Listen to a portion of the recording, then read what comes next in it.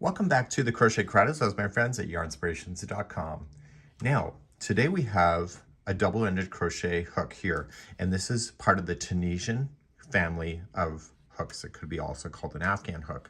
These types of hooks can allow you to go in rows back and forth with changing different colors in order to make it more fun, and they can also be used for going in a circle for being able to do a complete round with Tunisian.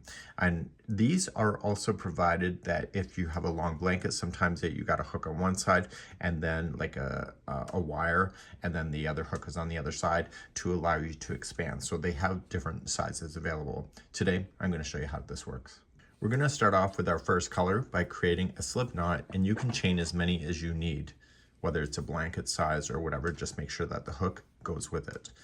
And so if you're doing a blanket size, you obviously need the wire. So I'm just going to chain 11. We'll just do that. So we'll do 1, 2, 3, 4, 5, 6, 7, 8, 9, 10, and 11.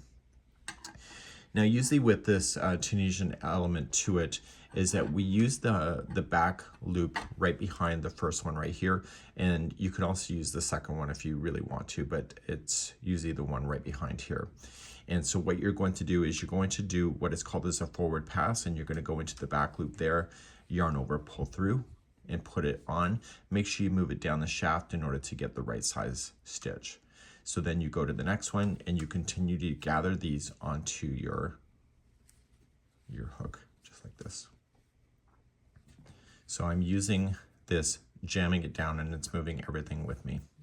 And so there are techniques that you will be able to quickly learn. I've been playing with Tunisian a lot in the last few days, so I've been getting used to the process. So if this feels awkward, it comes in time. And you're going to go right to the very end. Okay, so I'm going into my last loop now. And so I should have 12 here because I went directly behind the loop. So I got 2, 4, 6, 8, 10, 12.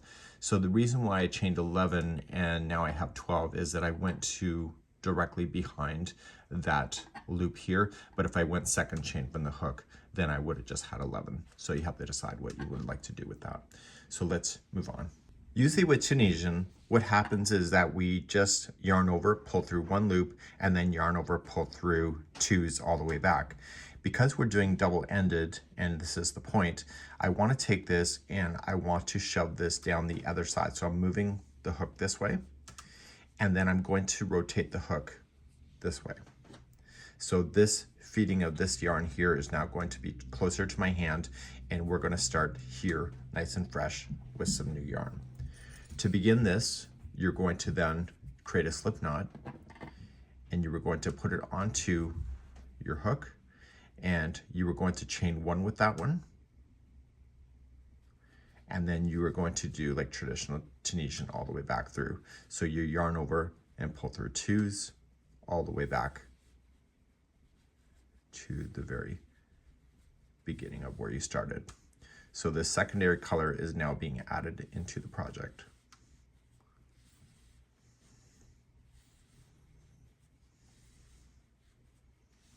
And you go until there's just one loop left, like so. So now both of the strands leading to the yarn balls are now on the same side. Now that I'm all the way back here, I want to continue to use this color and go back as regular Tunisian. So what I'm going to do a simple stitch in this case, and I'm going to use the vertical bar. We always ignore the first one, and we simply just stick the hook behind the first vertical, like so, and then we yarn over, pull through, and gather. And we're going to do that all the way across.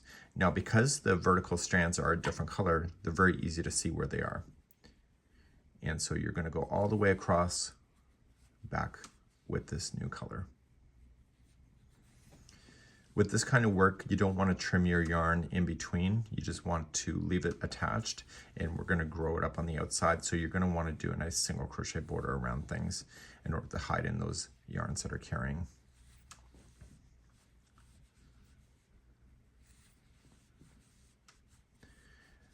Now that we're coming close to the other side, we have to watch the very last stitch. And in the very last stitch, we have to go into the turning chain right here. So we're just going to go and we're just going to grab it. And there's always going to be 2 strands on top. Because the first knot is there, it's kind of harder to see at this moment, but it's there. And so you were going to then pull it through the 2 strands and then hold. Okay, so the edging, so 2, 4, 6, 8, 10, 12. So we're always going to have the same amount of stitches. So now we've gone there and back with this color, and now it's time to turn this around. So we're going to push this side, and then we're going to let this yarn hold, and we're going to turn the whole project around and now go back in the opposite direction with this yarn. To start with this yarn, you're going to yarn over and just pull through 1. Make sure that it's taut, meaning that it's just, there's no like extra pieces hanging out of that because you're carrying it up. And so you pull through 1 and then you do regular Tunisian across. So pull through 2s all the way.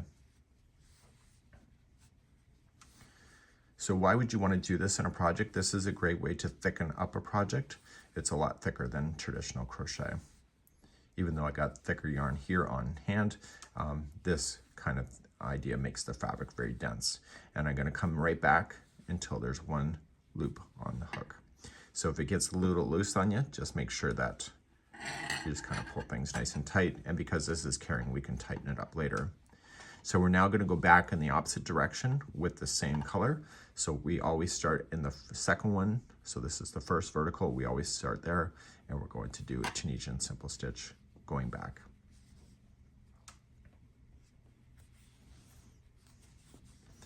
So you could use the same color in order to make this happen, but I feel like this kind of project, the work of the coloring really does a great job with the highlighting of it.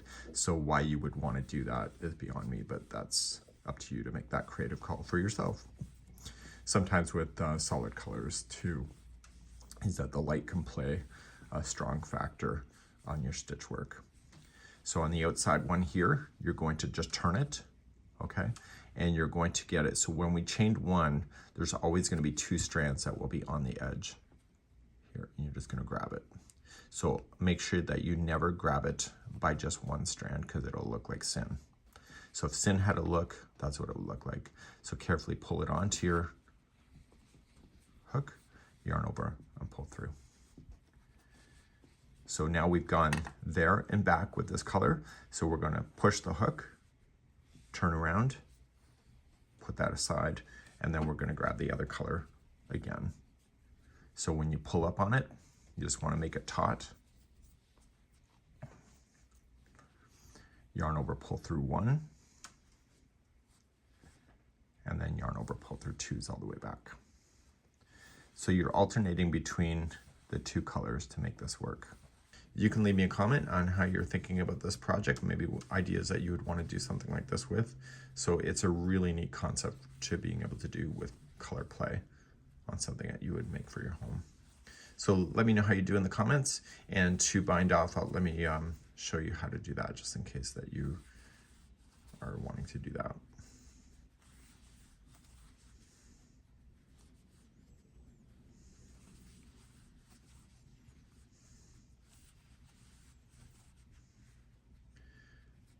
So say I want to bind off. So I'm going to turn this, so I'm just going to push and use the other color to bind off.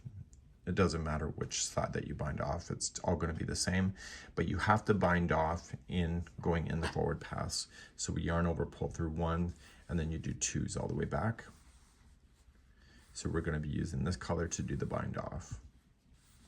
And we're going to do a simple stitch bind off. So you can bind off with different kinds of stitches. In this case, it'll be simple stitch because that's what we're doing. To do a bind off then, is that you go to the second vertical. So you pull through and through. And this would be like traditional entrelac as well. Okay. And so then you are going to just continue to through and through, and this is finishing that edge. So really in Tunisian, you have to finish off on at the end of a forward pass, not a return pass. So when the hook is moving into the project like it is now, that's a forward pass. And when you're removing off the loops, that is a return pass.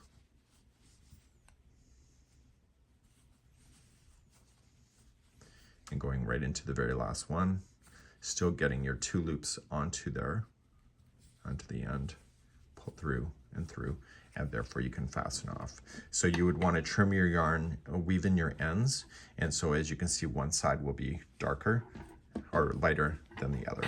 And it's a really neat concept for doing double-ended crochet.